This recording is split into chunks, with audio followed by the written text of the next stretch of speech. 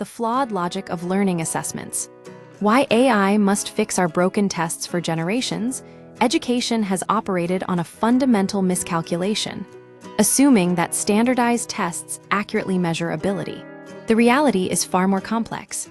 From Isaac Newton struggling with a tablet-based physics exam to neurodivergent students unfairly penalized by rigid formats, our current systems often measure barriers rather than cognitive capacity. The rise of AI presents both a danger and an opportunity. If we don't fix the underlying flaws in assessment, artificial intelligence will simply automate and amplify existing biases, solidifying harmful narratives about student potential. The myth of objective measurement traditional education relies on a flawed premise. That talent is scarce, genes dictate destiny, and capability can be neatly ranked on a bell curve. Contemporary learning science disproves this. Human potential is profoundly malleable, dynamically shaped by environment, and abundantly distributed. Every child is wired to learn, yet our systems often tell them otherwise. This disconnect arises from poor measurement. Standardized tests frequently measure a student's ability to navigate the test itself rather than their underlying knowledge. This breeds pathological explanations, falsely blaming learning differences instead of acknowledging the limitations of the assessment.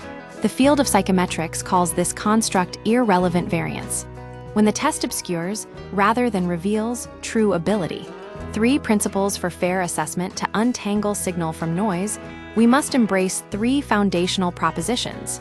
Fairness doesn't mean identical, forcing every student into the same conditions ignores the very nature of neurodiversity.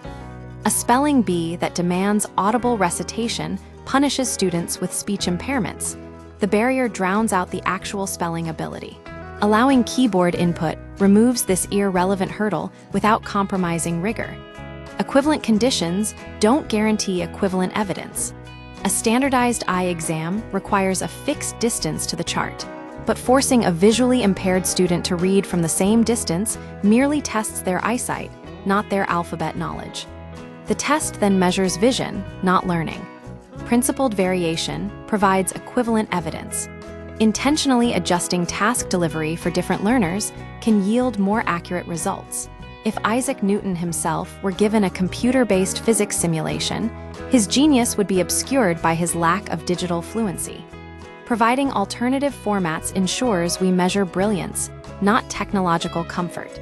The AI fork in the road for decades, construct-irrelevant noise was an unavoidable flaw in paper-based tests. Now, AI gives us unprecedented computational power to personalize assessment and eliminate these barriers at scale. But AI is an inference engine. It will amplify whatever data we feed it. We face a critical choice. Path B, scaling harm. Blindly feeding broken tests into algorithms will automate subpar measurement, turbocharging biased sorting and cementing false narratives with algorithmic authority. Path A, meeting the promise. Tuning AI to strip away noise and isolate signal will provide individualized feedback, empowering learners and fostering continuous improvement. If a test requires overcoming an unrelated barrier, it's a flawed test. By shifting our psychometric blueprints, we can move from pathologizing learners to empowering them. The question isn't, what is wrong with this student? But what about this assessment must be improved? The future of learning depends on our ability to recognize that intelligence isn't a fixed trait, but a dynamic potential, and that our tools must adapt to reveal, not obscure, human brilliance.